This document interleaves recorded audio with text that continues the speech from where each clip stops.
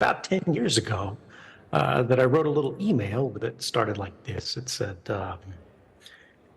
every border you cross, every purchase you make, every call you dial, every cell phone tower you pass, friend you keep, article you write, site you visit, subject line you type, and packet that you route is in the hands of a system whose reach is unlimited and whose safeguards are not. Edward Snowden, the renowned computer intelligence consultant, shared his thoughts on artificial intelligence during a 30-minute talk at the Consensus Conference. While ChatGPT has gained significant popularity lately, Snowden voiced his concerns about OpenAI not truly being open and questioned its level of intelligence, which may not be as impressive as people perceive. Snowden expressed apprehension about the future scenario where AI surpasses human intelligence but still makes errors, raising the question of who will be responsible for rectifying those mistakes. However, he emphasized the importance of education for everyone and stressed that AI should serve the interests of the people rather than being controlled by private entities and governments. Please take a moment to like this video, subscribe to the channel, and don't forget to drop your comment and observations in the comment section below. Thanks and enjoy the video. The important thing from that is that they didn't stop. And this brings us to today. They're doing it even more now. They changed their laws to try to shake themselves loose from having answer to the courts.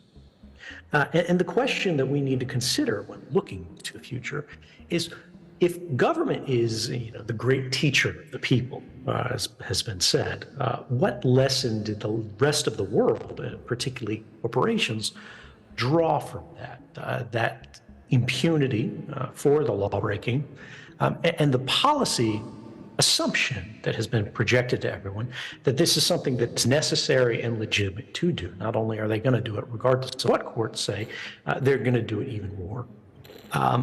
Well, 10 years is a long time in technology. If we were all being ingested into a system, and the reality back then was that it would end up on the desk of a person like me who had a front end called X-key score, that was just the code name for it, which was a kind of Google for size. I and many others had to manually go into this distributed, federated query system, as it's called, because the data is so vast and it's in so many places, you can't move it from this data center over there back to the NSA without everyone realizing what's happening. So what we do is we send what's small, the query, what you're looking for, to all the taps all around the world, basically.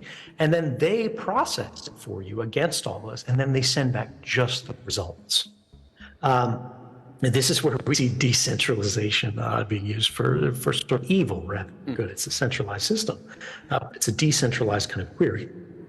Now, they were trying to automate this in the crudest of ways. Just they had their own sort of almost bash scripting type system where they would go, all right, anything that matches this grep statement, try to pull off the wire.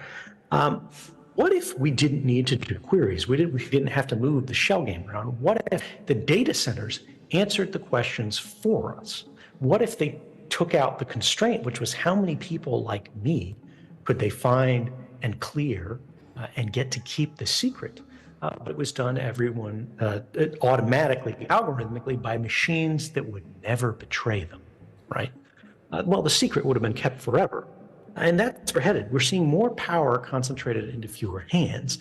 And we're seeing companies, corporations, and other states that didn't have this technology 10 years ago, but now they do, go, well, why don't we do this too? They can't complain too loudly if they're doing it more than anyone, right? And so now we see Amazon, Facebook, everybody, Microsoft, your insurance agency, the hospital, all looking at trying to adopt these same capabilities. And I think the question is, as it moves from ads onto other things, most people queue onto the things that are photogenic, that you can immediately sort of arrest and grasp and visualize, which are pictures, facial recognition. You think about security cameras. You think about license plate readers, and that's true. That's there. The driver's license databases, access to them is sold by many states, whether it's to researchers and academics, whether it's to private companies. Your passport is shifted through the wire, processed by these third-party companies to get a visa. All those pictures on your social media. The idea here is that the face is presumed to be a universally unique identifier. And there's nothing more that computers love programmers love and people who run large databases and collect data sets love than being able to uniquely identify actors within a set. That's your phone number, right? That's your email address. No one else has these. They belong to you. Usernames are not universally unique across the web, but they are on a service. They are on a platform. And I think the thing that you think about the implications that we haven't hit but are about to hit hard is we need to move away from this because when the machines start doing the thinking for the people and they're reasoning probabilistically the same way that I would reason probabilistically, right? But there is some kind of accountability, or at least we hope there's some kind of accountability. It's not true, but the system depends on the idea that there's accountability. What happens when the machine starts making mistakes? I see these new sort of large models, AI models, we'll call them, being closed off even when they were previously opened. Like naming a company OpenAI is a cruel joke, right? Since they refuse to provide public access to their training data, their models, their weights, and so on. But they're a leader in the space. They're being rewarded. They're being rewarded for antisocial behavior. And it's not just them. Stable Diffusion, which I think is really a phenomenal project and super interesting. It's the most important project for creating large generative image models.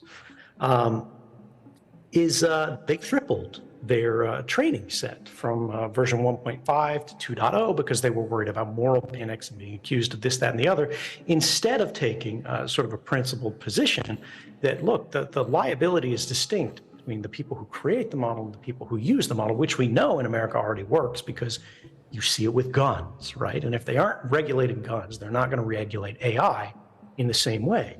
But the question is, so what do we do about this when we see to train a model takes, $100 million of equipment, compute, you're renting it, you're beg, borrowing, stealing it, whatever. And a single one of these cards costs $10,000, whereas the consumer GPUs by companies like NVIDIA are being in the same way purposefully crippled to have low amounts of VRAM, much lower than should be in an iterative model, given the next gen model, rather, given how cheap this stuff is now. But they're intentionally getting it off and saying we'll sell these at $10,000 a pop to anybody who'll buy them, knowing that they're selling shovels in a gold rush, right? And the question for the policy prescription legislatively, it's very difficult, particularly for somebody who comes from a more libertarian approach to this, because you start going, all right, the idea between surveillance and surveillance is this idea that you can watch the people above them. But the reality of the world we live in is that corporations and governments are observing us more and more. We are becoming more legible to them, and we are becoming more malleable before them, because if they can observe enough of your behavior, they can predict your behavior, particularly as these valuables or as these models become more advanced. And it doesn't have to be 10 out of 10 times, but everybody understands you have a favorite item on the menu. You likely have a favorite seat in the restaurant. You view the tabs in your browser in a certain order. You don't even type in the website name, you just refresh on it or click to the other one. When your browser closes and then it reopens, that behavior is unique to you. How many people in the world do you think share the exact set of browser tabs that you have open? People don't understand that 1 million is a very small number to a machine. And so, like, when you have this delta in legibility, you have this delta in capability, how are we going to control the institutions that are controlling us if we don't have access to similar capabilities? And I think we're starting to see, and I haven't seen it really pick up yet, but people are going to be raising the red flag of a kind of software communism, where we need to declare that models must be open. And for example, companies could still be granted an exclusive commercial usage right, a kind of license for a limited period, in the same way that copyright would. So, for example, or with pharmaceutical protection and generics, as long as they follow the rules and publish their models freely for individual academic or non-commercial use. But what if they don't, right? And they try to exploit a model in secret contra the public interest. That's when you start getting this kind of revolutionary thinking, which, again, I'm not sure I agree with, but you can certainly understand the reasoning behind it. where they go, look, then their commercial monopoly gets invalidated, and the models could be taken by any means necessary, whether it's stolen, and kind of information wants to be freeway publicly released, or compelled by a state that has, those kind of values. And, if this were the case, actually, it would be incredible, because this idea that the government is not agile is, of course, true. They are always, 3 to 5 years behind. But when they come hard, come with a lot of resources. They catch up quickly. And because of the delta in resources and the veil of secrecy, they tend to actually have extraordinary capabilities that are kept in secret for a very long time.